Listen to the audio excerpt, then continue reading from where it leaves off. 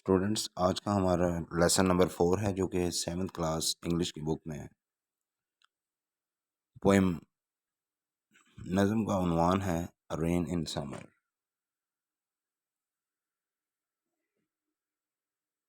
गर्मियों में बारिश या बरसात के मौसम, जैसा कि हम देखते हैं कि बहुत ज़्यादा शदीद किस्म की गर्मी जब होती, बहुत ज़्यादा हवस हो, हर तरफ जो है वो आग बरस रही हो, गलियों में, बाज़ारों में, इर्द गिर्द। तो उस दौरान जब ये टाइम काफ़ी दिन तक इसी तरह गुजरता रहे तो बाद में फिर जो है वो एक बारिश का मंज़र पेश होता है, और उस बारिश को सब लोग ही बहुत ज़्यादा पसंद करते हैं। तो इस लिहाज से रेन इन समर के गर्मियों की जो बारिश है वो बहुत ज़्यादा दिलकश, हसीन और लोगों को बहुत ज़्यादा पसंद होती है। लोग आम तौर पर सर्दियों की निस्बत गर्मियों में जो बारिश होती है वो ज़्यादा पसंद करते हैं। इसके जो शायर हैं, पोइट, वो हैं H.W. Longfellow. So let's start the poem. How beautiful is the rain, कि ये बारिश जो है वो हमें कितनी खूबसूरत लग रही है। इस चीज़ को पहले भी मैंने बयान किया है कि ये जो बारिश की खूबसूरती का मंज़र, या शायर ने इस चीज़ को बयान किया है, how beautiful is the rain, कि कितनी अच्छी बारिश लग रही है। उसके बैकग्राउंड में या उसके पीछे जो चीज़ें फेस की गई हैं उनको आप देखेंगे। शदीद गर्मी थी, हवस थी, इंसान, चरिंद परिंद, इर्द गिर्द का जितना भी माहौल था वो बहुत ज़्यादा क्या था, हीटअप था। बहुत ज़्यादा गर्मी की शिद्दत थी, जिसकी वजह से फिर ये बात की गई कि how beautiful is the rain, कि बारिश कितनी खूबसूरत लगती है। After the dust and heat, जब हर तरफ गर्द व गुबार और बहुत ज़्यादा गर्मी हो। डस्ट, बहुत ज़्यादा गर्द व गुबार, ये खुश किस्म की ये जो गर्द है। अब यहाँ पर डस्ट से मुराद गर्द व गुबार है, लेकिन ये डस्टिंग का लफ्ज़ भी हम इस्तेमाल करते हैं। ये जो आमतौर पर घर में झाड़ पूंछ की जाती है तो उसे हम डस्टिंग भी कहते हैं। In the broad and fury street, यानी कि बहुत बड़ी गलियों में, यानी कि जो बहुत ज़्यादा चौड़ी हों या रोड हों काफ़ी बड़े बड़े, तो वहाँ पर बहुत क्या है, गर्मी है। ज़ाहिर बात है, जब खुले इलाके या मैदान हों, ये बहुत बड़े रोड हों, तो वहाँ पर आप देखते हैं कि बहुत सी गर्मी वहाँ पर ज़्यादा महसूस होगी। उन इलाकों पर भी जो बहुत ज़्यादा खुले हैं, या उन रोड पर, मेन रोड आप कह सकते हैं, या वो इलाके जहाँ पर बहुत ज़्यादा गर्मी महसूस होती है। फ्यूरी, बहुत ज़्यादा शदीद किस्म की।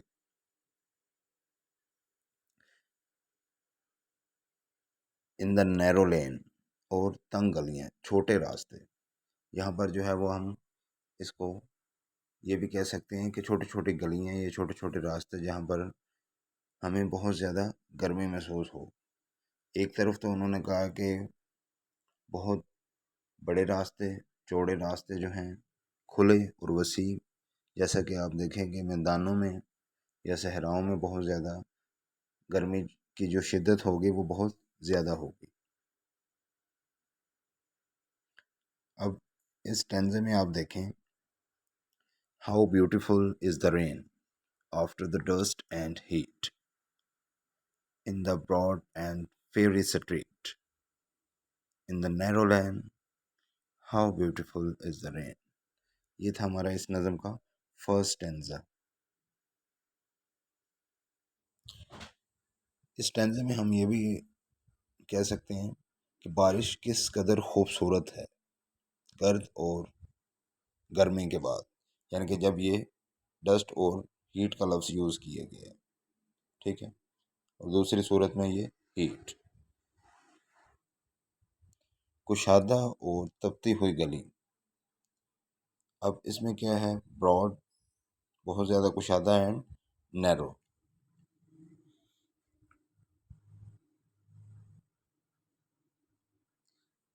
तंग गलियों में भी नैरो स्ट्रीट। अब जैसे जो है वो एक ब्रॉड माइंडेड और नैरो माइंडेड का लफ्ज़ जो है वो हम यूज़ करते हैं। ब्रॉड माइंडेड होगा बहुत ज़्यादा एम्बिशियस, बहुत वसी नज़र, बहुत वसत वाला दिमाग, जो छोटी छोटी चीज़ों की परवाह ना करता हो, बल्कि अपने जो उसके टारगेट्स हों या अपनी लाइफ को जो उसने एक एम के ऊपर चलाना हो, उस लिहाज से वो अपने आप को बेहतर तौर पर आगे ले जाने की कोशिश में ही रहता है, ना कि वो फजील चीज़ों में फंसता है। जबकि दूसरी सूरत में ये जो नैरो का लफ्ज़ है, जो नैरो का जो हम इस्तेमाल मुख्तलिफ़ जगह पर करते हैं, नैरो से मुराद लिया जाएगा, नैरो माइंडेड से मुराद है बहुत ज़्यादा तंग जहन, बहुत ज़्यादा कंजर्वेटिव किस्म का, पस्त ख्यालात का कोई भी इंसान। अच्छा, तो ये बात हो रही थी ये नैरो लैन की। इन द नैरो लैन के उन तंग गलियों में कि जो गर्मी है वो ज़ाहिरी बात है, सूरज की जो धूप है वो कुशादा जो इलाके हैं या जो खुले इलाके हैं, वसी इलाके हैं, बड़े बड़े रोड है, वहाँ पर भी गर्मी की जो धूप है वैसे ही पड़ती है, जहाँ पर जो है वो तंग गलियों में भी है। अब जैसे उसकी रोशनी जो है हर जगह पर पहुँचती है। How beautiful is the rain, कि ये बारिश किस कदर खूबसूरत है। अब इसी सेंटेंस को जो है, इसी वर्स को रिपीट किया गया है। अब जो है वो सेकंड स्टैंडे की तरफ।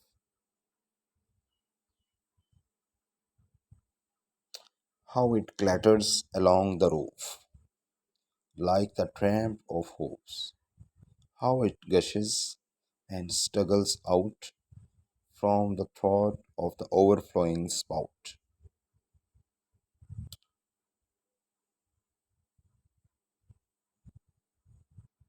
अब यहाँ पर जो क्लैटर का लफ्ज़ यूज़ किया गया है उससे मुराद है कि ये जो बारिश की आवाज़ होती है छतों के ऊपर जब वो पड़ती है ना, तो उसकी जो आवाज़ है छतों के ऊपर, छत जो होती है रूफ, रूफ होती है छत। अच्छा, एक और लफ्ज़ है, एक छत के लिए, छत का ये है ऊपर वाला हिस्सा जिसे हम रूफ कहते हैं, एक सीलिंग होती है। छत का जो नीचे वाला हिस्सा है उसे हम सीलिंग कहते हैं, जहाँ पर वो पंखे वगैरह भी लगाए जाते हैं, तो उसे हम उन पंखों को सीलिंग फ़ैन कहेंगे, सीलिंग फ़ैन। तो ये ऊपर वाले हिस्से को रूफ कहते हैं और नीचे वाले हिस्से को ceiling. How it is clatter along the roof, कि ये जो बारिश जब बरसती है छत के ऊपर, तो वहाँ पर जो आवाज़ पैदा होती है उसे क्लैटर बोला जाता है, शोर मचाती हुई, बहुत ज़ोर से जो है जब वो शोर मचाती हुई। Like the tramp of hope, tramp से मुराद क्या लिया गया, यानी कि उसके जो घोड़े के जो सुम होंगे, यानी कि इर्द गिर्द घूमते हुए। आपने देखा होगा कि ये जो घोड़े हैं उसके जो पाँव होते हैं उसके, उनके इर्द गिर्द एक आयरन की ना एक शील्ड से लगी हुई होती है, जिसकी वजह से वो बहुत ज़्यादा मज़ीद वज़नी हो जाते हैं, और जब वो चलते हैं तो उनकी जो आवाज़ होती है ना, घोड़े के जो सुम होते हैं उनके सुमों की आवाज़। It is gushes and struggle out.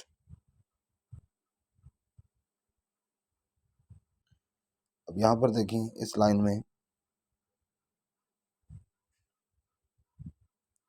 How it is, how it gushes and struggle out, यानी कि वो जो पानी है वो जब बहुत ज़्यादा भर जाता है तो वो इर्द गिर्द जो है वो गिरने की कोशिश करता है, यानी कि वो बहुत ज़्यादा फैल जाता है और बहुत स्ट्रगल में होता है, इस कोशिश में होता है कि वो वहाँ से जो है वो पानी उछलता है, उछलता हुआ दूसरी तरफ जो है वो फैलने की कोशिश करता है।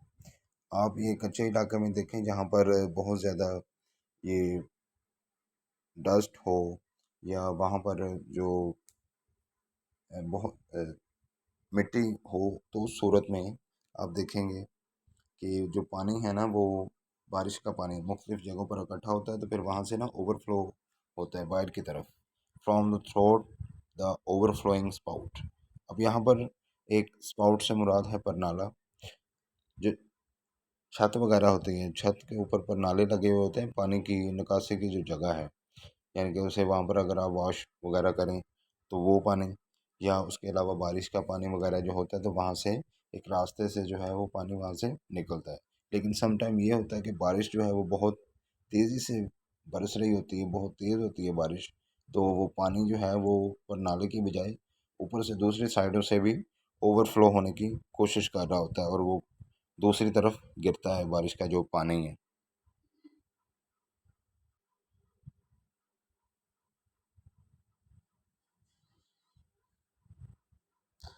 अक्रॉस द विंडो पैन, खिड़की के शीशे में से भी आप देखते हैं बारिश को। इट पोर्स एंड पोर्स, गिरना, यानी कि बारिश का जो है वो बरसना आप खिड़की के शीशे से भी देखते हैं, महसूस करते हैं। आप कमरे में बैठे हुए हैं, विंडो वगैरह से आप देख रहे हैं बाहर के ये जो है बारिश का पानी बाहर बरस रहा है। अब यहाँ पर पोर और पुट जो है वो उसमें फ़र्क होता है। अब ये हम देख रहे हैं कि बारिश का जो पानी है वो गिर रहा है बाहर, यानी कि बाहर बारिश हो रही है। जैसे आपको मैंने बताया था कि ये पोर जो होता है वो क्या है, लिक्विड फॉर्म में किसी चीज़ का होना, वो पोर के मीनिंग में होगा। और पुट का मतलब क्या होगा, वो जो है वो सॉलिड पे। अच्छा, एंड स्विफ्ट एंड वाइट। अब ये जो बारिश है ये हर तरफ फैली हुई है और बड़ी तेज़ी से बारिश ये हो रही है हर तरफ, बहुत ही ज़्यादा। हर जगह पर बारिश ही बारिश जो है वो आपको नज़र आ रही है।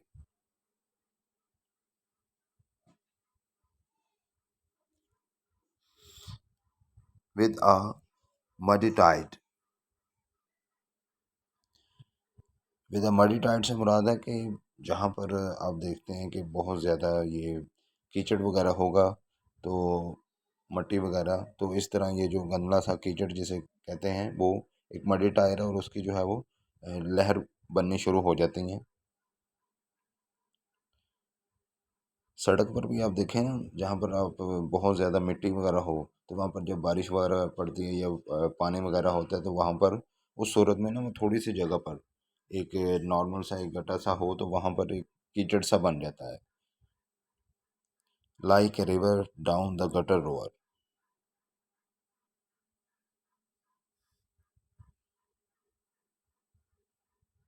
बिल्कुल इस कंडीशन में वो बन जाएगा कि जैसे एक दरिया सा हो, यानी कि वो दरिया तो नहीं होता, लेकिन वो एक ऐसे शायर ने जो इसमें चीज़ जो बयान की गई है ना वो इस लिहाज से है कि वो उसको दरिया के साथ जो है वो क्या है, रिजेंबल कर रहे हैं।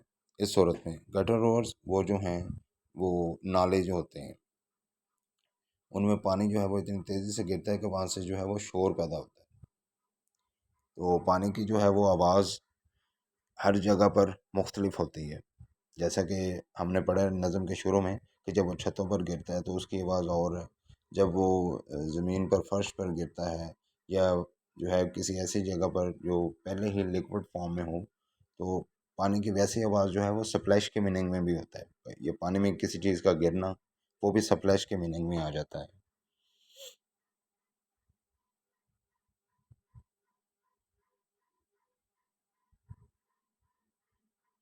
Like a river down the gutter roar, the rain we welcome rain. अब शायर जो है वो इस नज़म में कह रहा है कि ये जो बारिश है इसको हम सब जो है वो वेलकम करते हैं, खुशामदीद कहते हैं। यानी कि जब कोई भी